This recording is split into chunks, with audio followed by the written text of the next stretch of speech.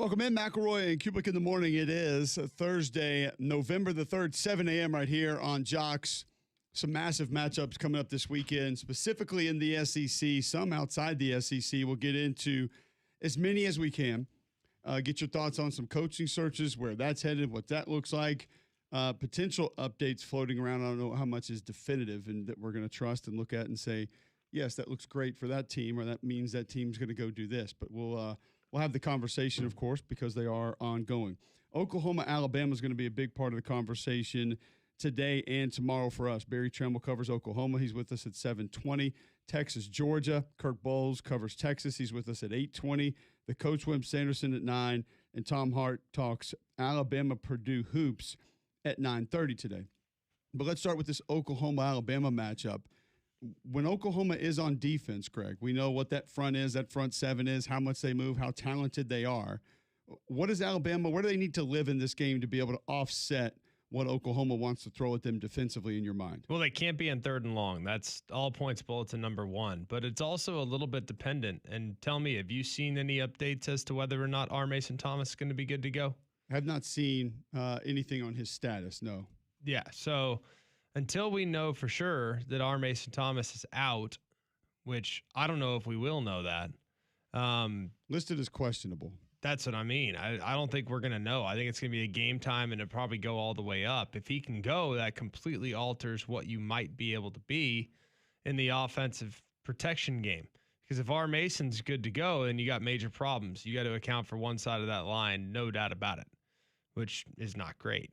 So I think R. Mason Thomas availability completely alters the game plan. Really believe that at this point. You kind of see it similarly?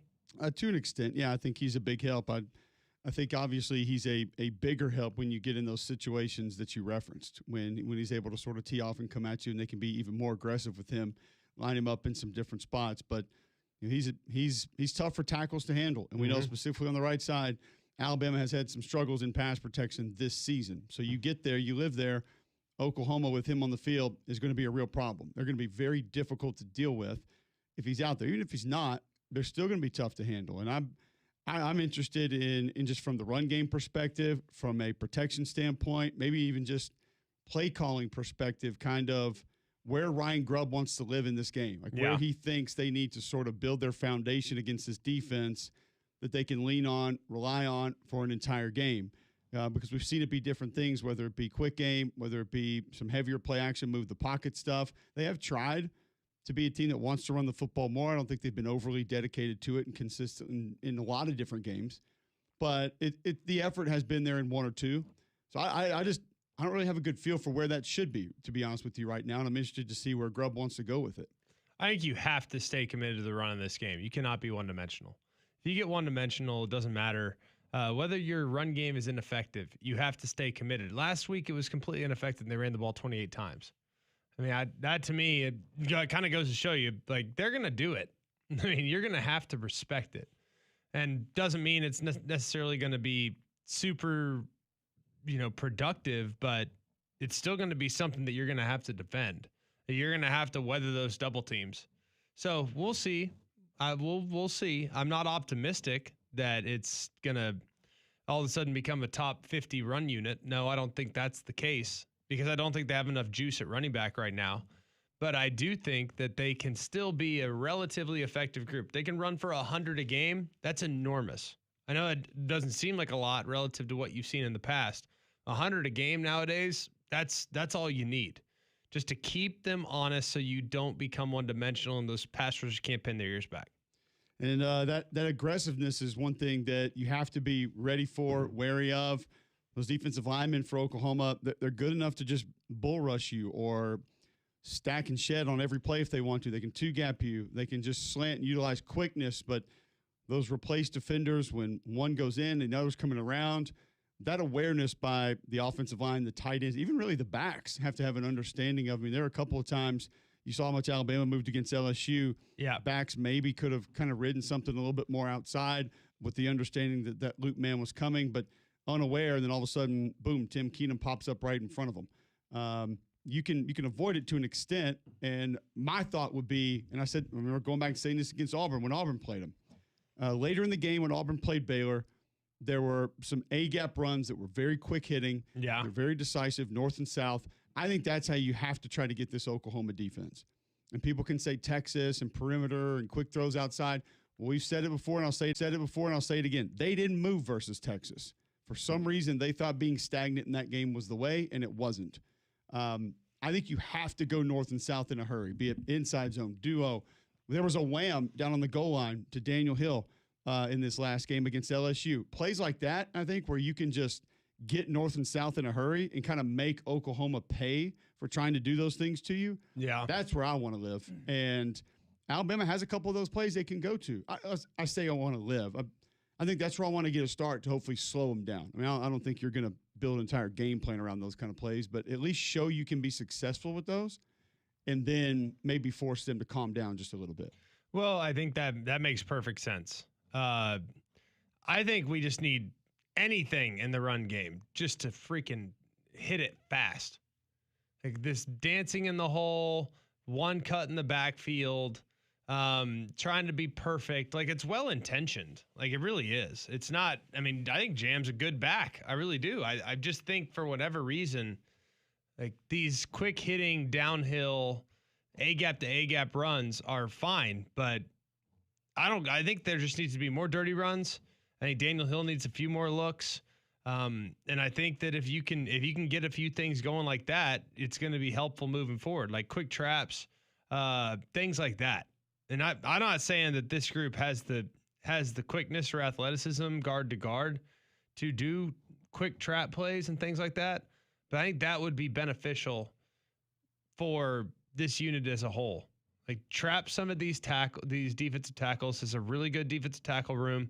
You get a couple traps on them, all of a sudden they start looking around, thinking they're going to get ear hold, and it's going to be hard for them to play super fast. I don't think there's any doubt. So we'll see what the Alabama plan will be on offense. Defensively, I imagine that this is one that is a little bit less aggressive. It's one that you have to maintain your rush lane integrity. You have to try and cage this quarterback, which means kind of keep him in the pocket.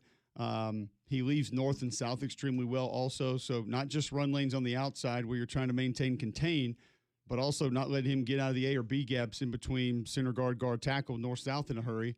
And we've seen different teams do that in different ways this year. I don't know what the best solution is because I don't think he's very predictable in a lot of instances. I think he likes to roll right a little bit more than he likes to roll left, but he'll leave anywhere and he'll throw it on the run at any time. And he will take chances. And a lot of guys, once they start to run and leave, they're just not going to – they're going to be risk averted and not really push that ball down the field. This guy will. He'll throw it anywhere. So I just think it's more about making sure you try to keep him where he is, make a quicker decision. And Kane did something a little different last week. I mean, there were like over 20 reps of drop 8, and then that D-line moved more than they had all season. So he's showing, Greg, later in the year – he's willing to do some different things. I think that shows confidence that your defense can handle it, which is a good thing for Alabama. Well, that is, I think, and we knew drop 8 was probably coming in that game. Like I felt pretty confident that was likely going to happen. But I also thought that with drop 8, there would potentially come the occasional offset by bringing some heat. They didn't bring hardly any heat last week. I don't remember a single blitz. 5-man pressure. Like I honestly don't. Maybe there might have been a 0 or 2 in there, but on regular down distance, none that really come to mind. And if you look at this group across the board, they have progressively gotten less aggressive over the course of the last 2 years. I mean, they are one of the lowest rated blitz teams in the country, which is fine because it's not like the pass rush has disappeared. Like they actually have a couple guys up front that can win. So I think the big key is discipline with your eyes. They're going to do a lot of quarterback run in this game. That's what I'm anticipating. That's what I'm assuming because that's what Oklahoma won with last year. I think it's going to be a game where you tote the rock a lot if you're John Mateer. And you got to be prepared to handle that if you are Alabama. These receivers are good, but not elite. So I think they probably feel pretty good about them being able to win their matchups on the outside. So I think it really starts with stopping the run. How involved do you want to get the safeties on stopping the run? Do you look at this Oklahoma offense and get a little bit concerned for the Alabama defense about some slight improvements over the last few weeks. For sure. The offensive line's done a better job kind of hat on a hat. I'm not going to sit here and pretend to sell anybody that they've just been mowing people off the ball. I mean, they're not driving D tackles 3 and 4 yards off the ball and just pushing them against their will, but getting a hat on a hat, a little bit more strain, not as many whiffs, not as many MAs. That's been a little bit cleaner the last couple of weeks. Now, does that mean against this group that they can just kind of formulate some new run game that we hadn't seen from them all season and just be real dangerous there? I doubt it. I don't really think so. Yeah. But does it make you nervous that there has been growth the last couple of weeks? And we know at certain points in time, when you start to click, it just goes. Do you feel like there's a part of them that's on the brink of being maybe a lot better than they were 4 or 5 weeks ago? I actually think that there's a lot of growth from that group from where they were early in the season to where they're at now. I think the offensive line is a little better. I think they have a better understanding of what they are. I still don't view the receivers the way I wanted to view the receivers. Like, I thought this receiver group had a chance to be really good. It just hasn't been. I think they're fine. I think Satania is really solid. The rest are fine. Burks has never been the guy I thought he was going to be. As far as like take over the game, this guy scares me to death on every snap type of guy. Like, I thought he was going to be Deshaun Jackson. It hasn't really been that. He's good. Good comp, and I thought the exact same thing. Yeah, I mean, I thought he was going to be a monster. He's a good player.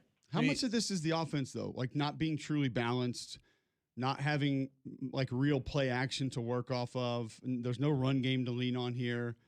I mean, are they maybe excelling past where they should be based on their limitations in certain spots? I guess what I'm asking is how much of that's on Burks and how much of that is just the offense is not allowing them to be a team that can truly challenge people down the field in a whole lot of times because they can't protect it and they don't have real play action to work off of. No, that's true. But I do think Robinson at running back gives them a little different type of back. Like, I think Blaylock's been good all year. He's been solid all year. But Robinson's a kind of a hammer. Like, I like him a lot. And complement him with the quarterback run and him blocking for the quarterback run. I think there's some things to like with what they now have going on in the backfield. But I just think the receivers, the fear of the deep shot hasn't been there, partly because of some inaccuracies from John Mateer. He's been fine. But he has not been as accurate as I wanted him to be. He also is a month removed from a broken hand. So you got to take some of the inaccuracy with a grain of salt. The thing that's bothered me the most about this offense is their inability to adapt to the circumstances of the game, meaning they have not managed the game properly at all.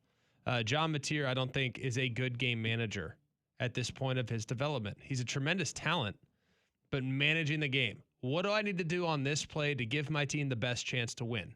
What do I need to do on the next play? And I think sometimes he is in hero ball mode all the time, trying to make a play, trying to do something incredible. And he does it a lot, but he also sometimes leaves drives end because of his aggressiveness. Sure. By way of interception or passing up an underneath receiver that could catch and run, or passing up a check down that could pick up the first down when you should check it down. Instead, you try to force one deep downfield into double coverage. And it's happened a few times now. The bigger the game, the more he is pressed. So until he starts to play the game in a way that is cerebral and intelligent and trying to move the chains, until he gets to that point of his development, this offense is going to have a bit of a lid on it with its ceiling.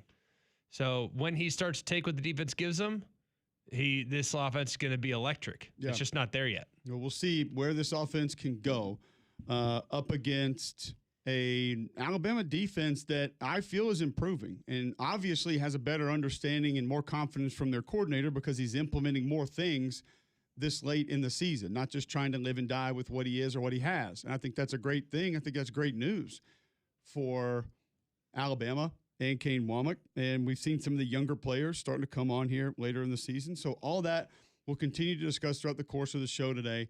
What Alabama has to do, needs to do to be able to get this win.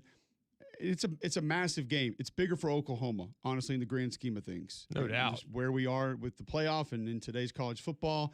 it's essentially an elimination game for them. So, But Bama wins. They are, for all intents and purposes, a sure to home game. all of sure purposes in home game, I would think still be a little more than a coin flip, but I'd feel pretty good about it. I would not say guaranteed. I think it's pretty likely. But like you said, it depends a little bit. That now probably moves Oklahoma potentially in front of Alabama, depending on what happens with Texas. And then you have a bit of a challenging dilemma because they're probably both going to move in front of Notre Dame. Probably both. I mean, how far can Alabama fall in theory? Well, not that far, depending on where Georgia's at. I was going to say Oklahoma's going to move up a little bit, but Bama's going to go from 4 behind Oklahoma. Possibly. I mean, if they look at the head-to-head, but you also have some issues there because Ole Miss beat Oklahoma. So I could see it being Georgia 4, Ole Miss 5, Oklahoma 6, Bama 7. Like, I could definitely see that happening. It's interesting that you just brought that up because that could be one of the bigger poll shakeup games that we'll see. Just because there's legitimate room between them, but the head-to-head then obviously changes it, and they would have identical records, which you would think the committee would say, okay, we're putting you ahead of you. Alabama would still have a more impressive resume, top to bottom. No question they would, but the head-to-head in almost every case throughout this top 25 has been valued more heavily. Now, not exclusively. Miami's 5 spots in front of Louisville. Notre Dame's 5 spots or 6 spots in front of Miami. So there are anomalies. There's a couple out there. But look at the rest of them. Bama in front of Georgia. All right. Ole Miss sitting way in front of Oklahoma, but they also not necessarily apples to apples there, but you know what I'm saying. Virginia, BYU ahead of Utah. Virginia in front of Louisville, BYU in front of Utah, and it's always Michigan right behind USC. Like it's always like 1 or 2 spots. You know what I mean? So it's close, but based on how it's gone up to this point, it wouldn't surprise me. Texas in front of Oklahoma. I mean, based on right now, it wouldn't surprise me if that's the way it kind of went. All right, don't get caught in the cold. Schedule your system checkup now from a Train Comfort Specialist. Train has been recognized 11 consecutive years as Alabama's most trusted HVAC brand and our exclusive home comfort partners here at Jocks. Visit Train.com to find a comfort specialist near you. We got more Oklahoma to discuss as it pertains to them meeting Alabama this weekend. Not the only big game in the SEC. A lot of big games around college football, but we'll stick with that one and talk to Barry Tremmel, who covers the Sooners, next right here on Jocks.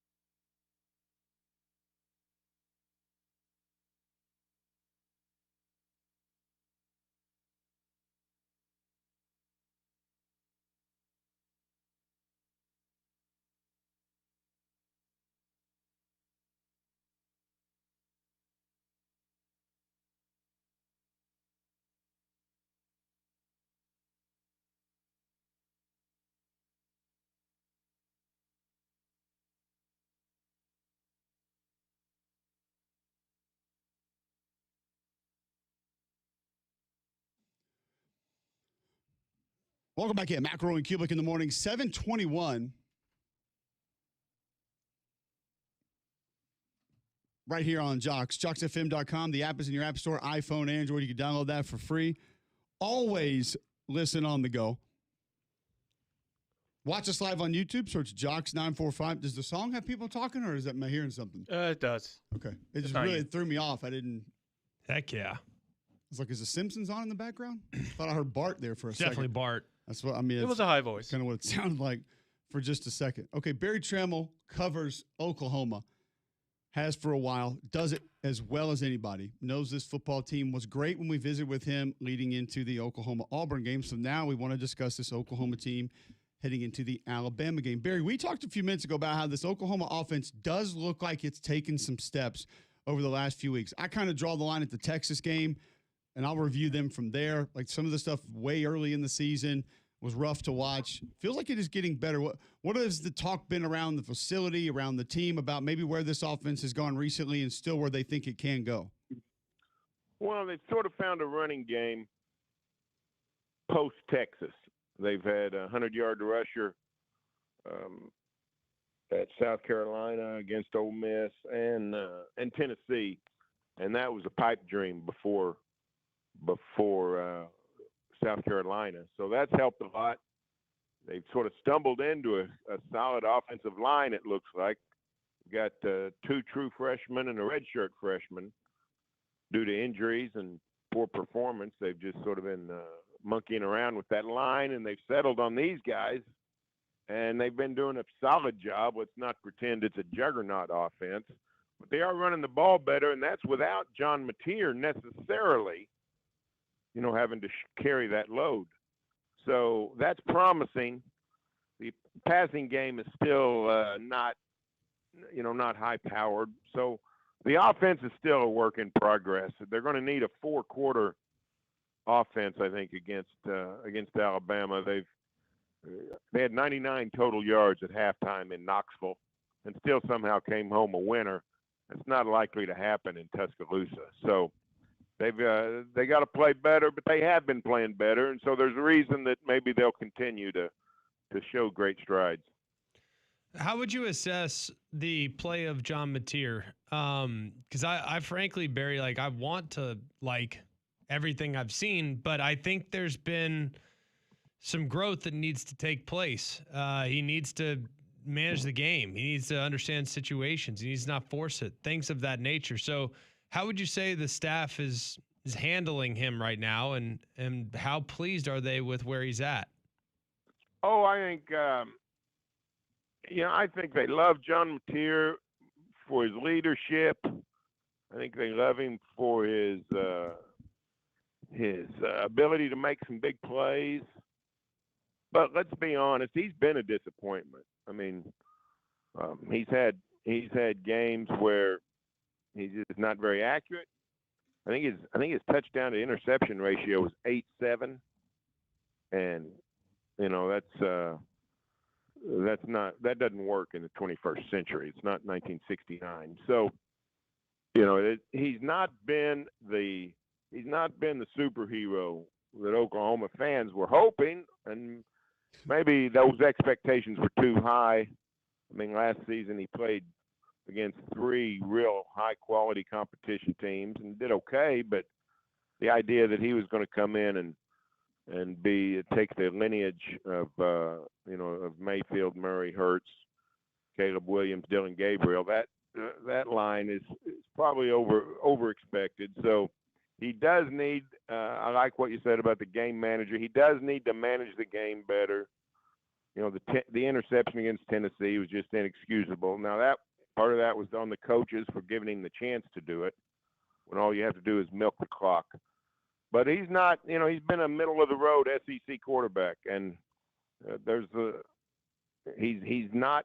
He's ahead of some of the guys he was behind in the preseason, right? I mean, Lagway and Nussmeier and people like that, Norris Sellers, but a whole bunch of guys have passed him, including Ty Simpson on Saturday. So he's a middle of the road guy. The Sooners aren't likely to win this game because they've got the better quarterback, and that's That's not the way Oklahoma's been winning for the last 10, 12 years, but it's the way this team has to win.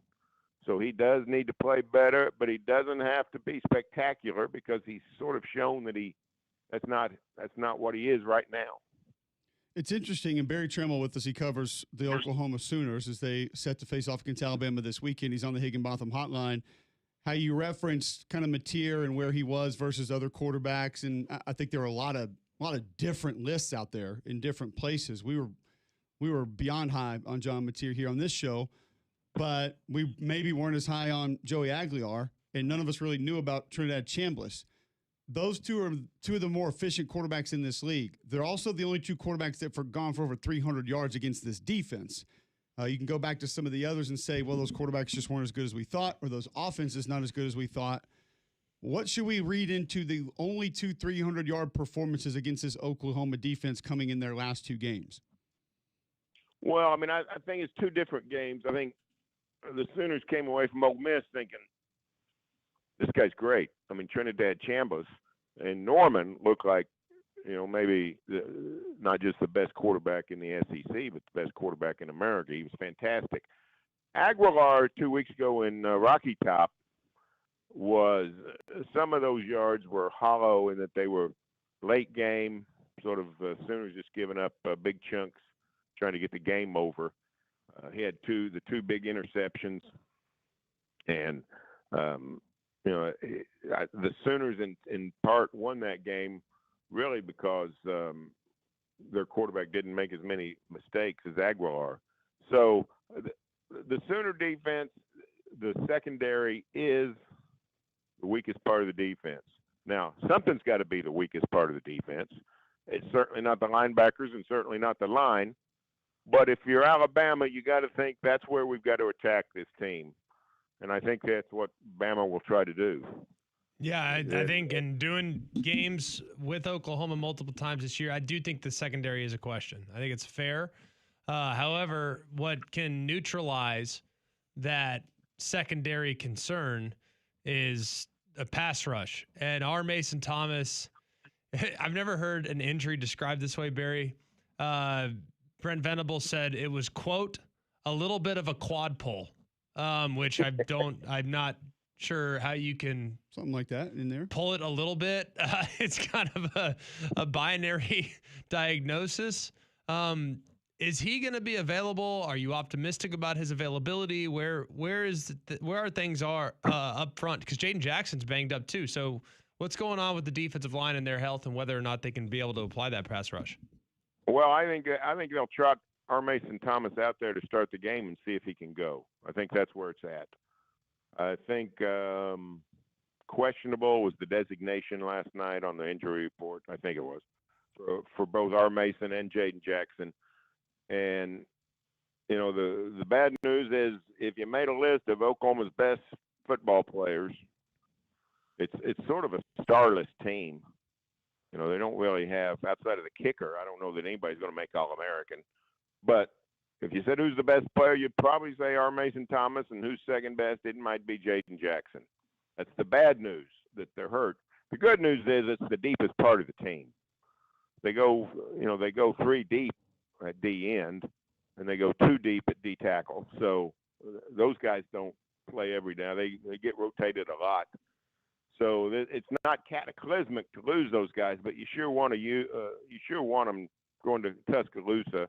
And our Mason, of course, it's one of the craziest injuries of all time because it literally was on the play that saved the game. One of the plays of the year. It's an unbelievable play. Yeah. I mean, and you seen him limp in to the end zone. And you don't know how to feel about that. Do you cheer? Do you go? Are you anguished? How do you feel about that? But but that was but they'll need our Mason if he can play. I mean, he's I don't know if he's the best pass rusher in the SEC, but he's certainly one of the top 3 or 4. And Jaden Jackson's dominant defensive tackle. But they would I think they'd a lot rather be healthy in the secondary. Gentry Williams is a corner who's been in and out. They love him. He's supposed to be fully ready Saturday. gives them a lot more depth at corner. So that's probably a trade Oklahoma would make just because Venables has created such depth on the defensive line. Barry, we always appreciate you hopping on. You give great insight to this Oklahoma team. We love visiting with you. Enjoy the game this weekend. We'll catch up soon. Okay, see you guys. That is Barry Tremmel, who covers the Oklahoma Sooners, and giving us a little more insight into this game this weekend, which I think it has a chance to go a lot of different ways. I think that is more advantageous for Alabama because I think they have more ways that they can find to be successful in this game on both sides of the ball.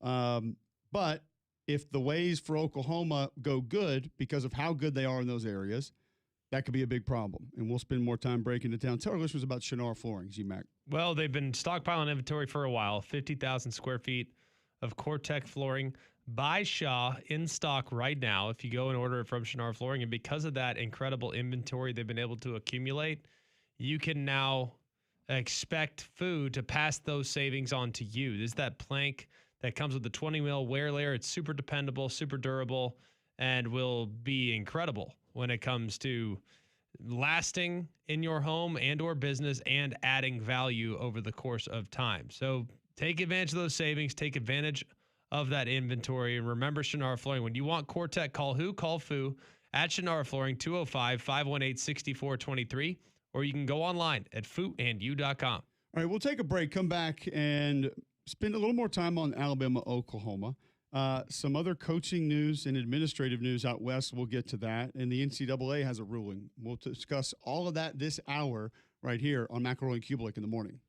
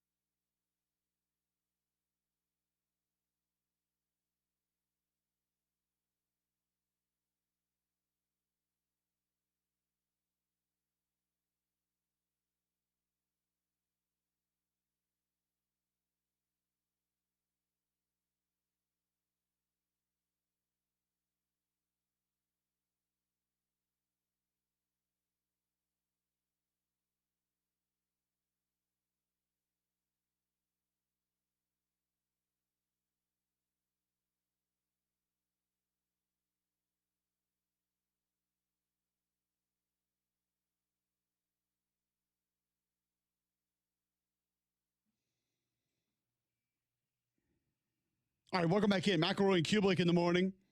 7:36 Thursday, November 13th, right here on Jocks. Another massive matchup in the SEC this weekend, Texas and Georgia. Full disclosure, I'm in a weird spot with Texas right now, and it's not all their fault. Some of it are the analytics.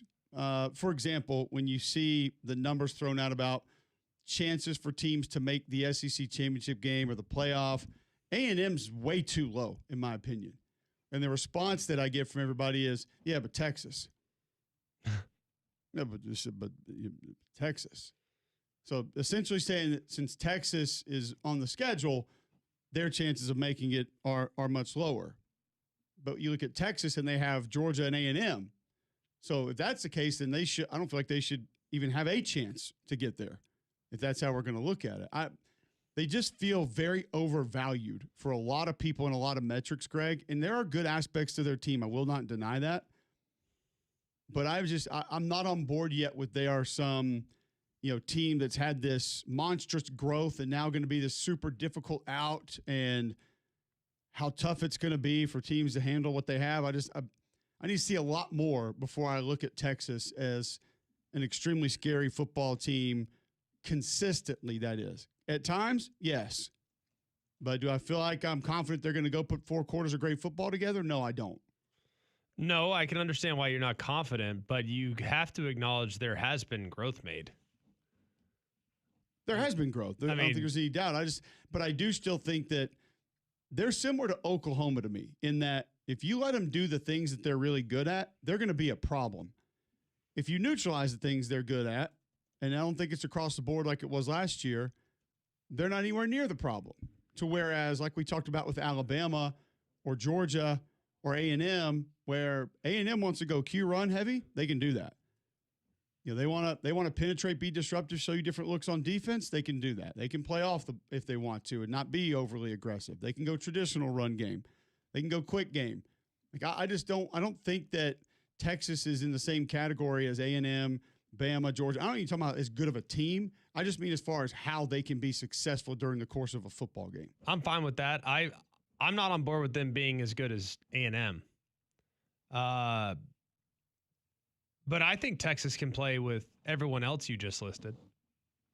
If you let them do what they're good at, they can play with anybody. Yeah, that's what I mean. But so some teams are good enough to take those things away. But I don't think they're as well-rounded as an A&M. Like, I think A&M is extremely well-rounded. They can beat you on the ground. They can beat you through the air. They can beat you on special teams. They can beat you in a lot of different ways.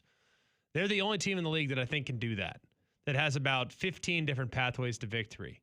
I think when you look at Bama, Georgia, Texas, Ole Miss, Oklahoma, I think Ole Miss needs to beat you with an offense. They can't beat you by just locking down, clamping down defensively. Bama has to beat you through their passing game. They can't beat you running the football. Georgia can't beat you with their defense. I think Georgia's defense has problems right now. You get a lead or Georgia gets a lead, they can't close it out because they don't have much of a pass rush. You look at Texas, I think they have issues along the offensive line still sometimes. I don't think they're great running the football. I don't think the downfield passing attack's been as good as I want it to be. Oklahoma, I don't think they manage the game very well. I don't think their offensive line's very good. Like, all those teams that I just listed have things that kind of need to go their way for them to win the game. So all that being said, doesn't mean that Texas is all of a sudden going to go and beat A&M. All of a sudden, Texas is going to go and beat Georgia this weekend. I think they will beat Georgia this weekend, by the way. But I also think that this is a team that could get beat by Arkansas next week too. It's fair. I mean, seriously. I know, and that's, I think, where the consistency part of that conversation comes into play, and you kind of look at it and say, what are you going to get, and where are you going to get it? Do you think, as far as versatility is concerned on offense, because you kind of went with Alabama in a similar category there, whose offense is more successful in more ways? Is it Georgia or is it Alabama?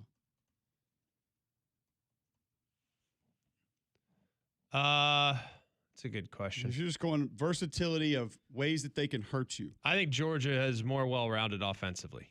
Do you feel like Bama's defense is a step ahead of Georgia's? Yes. Yeah, so I mean, I think if you look at it those two ways, those teams are very similar. I think they're very similar. Yeah. I might be a little notch ahead of the Georgia defense than you. I don't think they're anything close to what they have been. I wouldn't label them as dominant, but that's probably why I look at them that way. It's fair. I mean, it's totally fair. How do you view the Texas defense in comparison to, say, Alabama and Georgia's? I think Texas has a higher ceiling than both. Doesn't mean they can get there, but they have a higher ceiling than both. Yeah. How often have we seen them close to their ceiling this year? I think would be the question for me. I mean, is the Vandy game really an indicator? No. No, but it's not, because they got them in their style fight really early.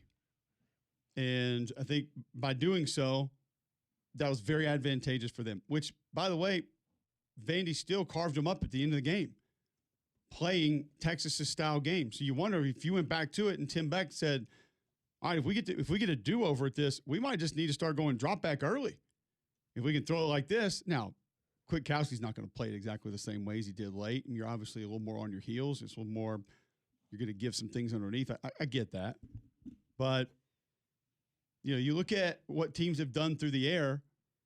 I'm not going to look at the Sam Houston State game, and I know statistically it was a lot of yards, but it was 55-0, so I don't really care if you threw for 300.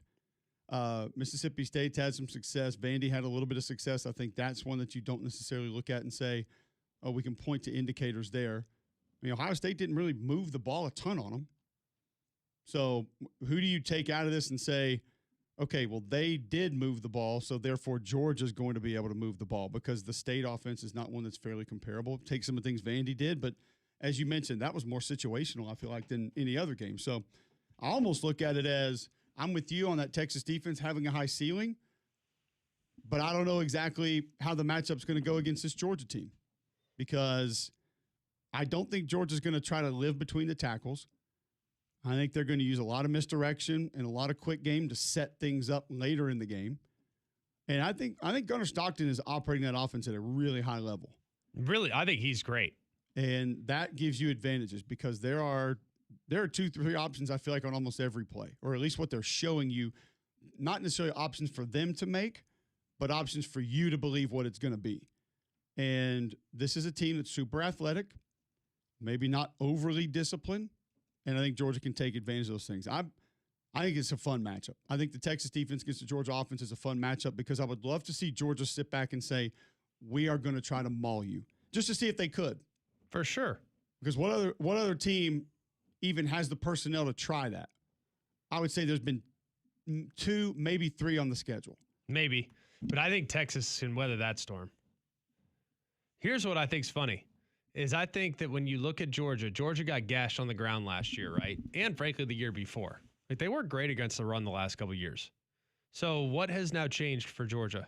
So that we can't keep getting run on. We can't keep getting run on. Can't do that. So they go and get bigger, and as a result, their pass rush suffers. Texas on the other side's like, golly, we need to get more athletic. Look at Georgia.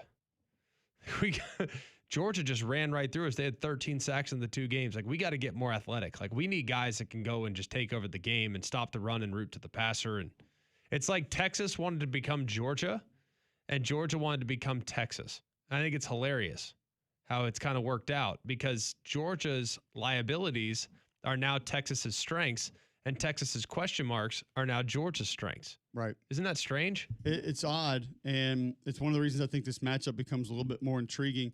And then, too, when you go back to some of your comps, if you're going to try to use those and say, okay, where has the success come on the ground against this team? Is Florida an anomaly?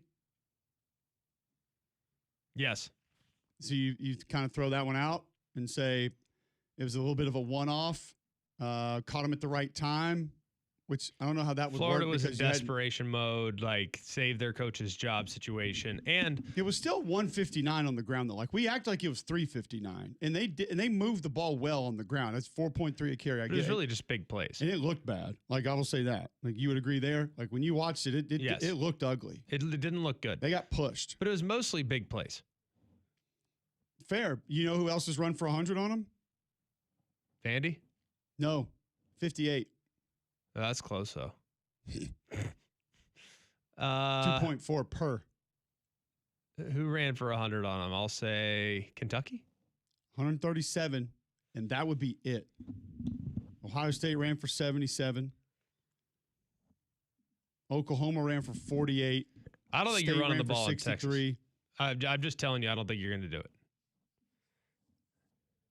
I do think that they implement some different things stylistically than what they've seen a lot of. Like I think the closest thing you're going to get in the run game is probably going to be Kentucky to this one, where the pin and pull, gap scheme stuff, trying to hit you off tackle is where I think Georgia's going to want to live in this game. Yeah. And I think they'll widen the surface to do that with extra tight ends. They have the bodies to do that. And we'll see if Texas can hang out there. Because what Vandy wanted to do plays right into Colin Simmons and Trey Moore and those guys. Oh, for sure. That is here. This game's gonna be really fun for you. They pinned their ears back and they went. Especially if Kwiatkowski says you have one thing to do: destroy the mesh on this play. Yes. Or go get the quarterback on this play, and that's where they got the turnovers early, and that's how it got this game going where it was. I'll be interested to see how Bobo tries to offset that part. Because I don't fall into when you play a good edge defender, run right at him. People tried that against Will Anderson and he made tackles. It's not always the way to go. I mean, it's not. It doesn't work. But in this instance, I think that might be part of your best way to have success on offense. Not the only way, but maybe. Maybe. I don't know. My big thing with Texas, I think Texas is good up front. I think they're great at the second level. I think they're better on the outside than you realize. And I like Texas's defense as a whole. I know the numbers would reflect otherwise. By the way, it was funny. Did you hear Brady Trammell talking about Tennessee getting cheap garbage yardage? Yes. I mean, does anyone get more cheap garbage yardage than Tennessee? I mean, nobody gets more garbage yardage than them. I was just trying to think of other teams that may qualify for that. I mean, it's unbelievable. They get so many yards when the game is already lost and or won. And they just keep throwing it, and it's all of a sudden, no wonder they're, top passing team in the country or whatever they are. But I didn't even really think about it until he said that. But I don't know, beside the point. But there are a lot of teams I feel like that have gotten some cheap yardage against Texas, and Vanderbilt being the best example of that. I think this defense is legit. They're coming off a bye week. My big question about Texas remains the offense. I think their defense will play. 100% their defense will be ready to go in this game. There's no way. I don't see a scenario where Georgia hangs 30 plus on them. I don't see that. I'm with you. I think this is a race to 24 to 28 points. First one that gets there's got a great shot. And I think it really comes down to whether or not Texas can provide a clean pocket for Arch. Is Wingo on the injury report, by the way? Thumb? Forgot to look at that. I'll have to go check that. We'll check that when we come back. We're going to step away from college football for just a moment because we are right now in the middle of the end of an era. We'll discuss it next right here on Jocks.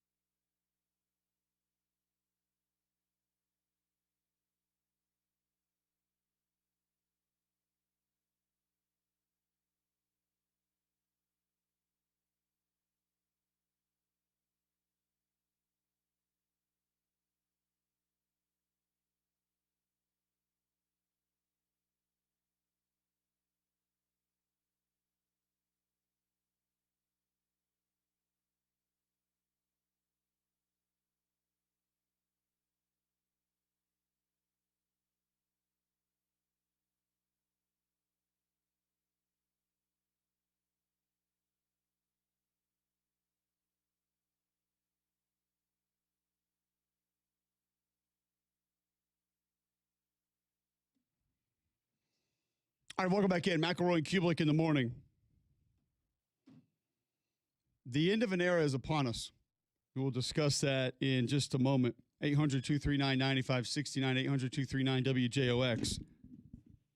Tweet in at Mac and Cube. Watch us live on YouTube. Search Jocks945. And always remember, tell your home smart speaker to enable the Jock skill. Canty can fix it. They're the very best. You could take a look at their website, Canty, Cantey, canfixit.com. The local experts in foundation repair, crawl space, basement, concrete solutions. Here in Alabama, there's a million different things that can factor into your foundation, creating problems for your home. It's soil shifting, uneven ground, you name it. So if you have concrete sinking or uneven driveways or walkways, if you have chimneys or porches that are pulling away from the home, or if you have gaps between crown molding, baseboards, and or around windows and doors, go and check out Canty Foundation Specialists. They offer free inspections and estimates so homeowners know exactly what's going on under their house. Their work is backed by lifetime transferable warranties. So call them today at 205-509-3991 or go online to Canty, Cantey, can fix it. That's Canty, canfixit.com. It started in 1792. And no, it's not Swanee football we're talking about. It will end in 2025. It's a heck of a run. 230 years. 230 years for the penny. It's a good run. Dead. The penny is no more. Today's the last day. R.I.P. penny. Yesterday was the last day.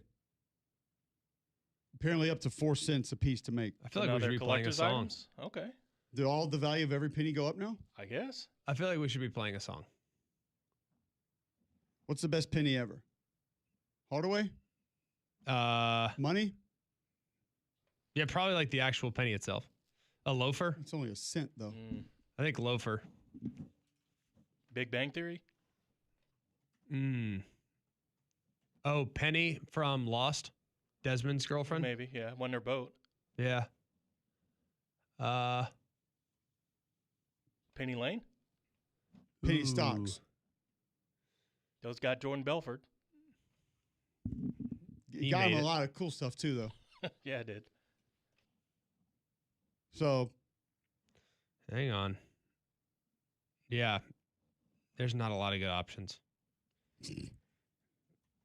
Penny's all the way dead. Pasta? Penny pasta? What is that? The long little kind of cylindrical one with the diagonal edges? I don't think you got that right.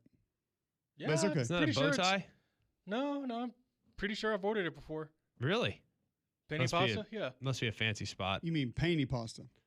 Penny. No, that's the sandwich with the grill. No, yeah. That's a flour. No more pennies.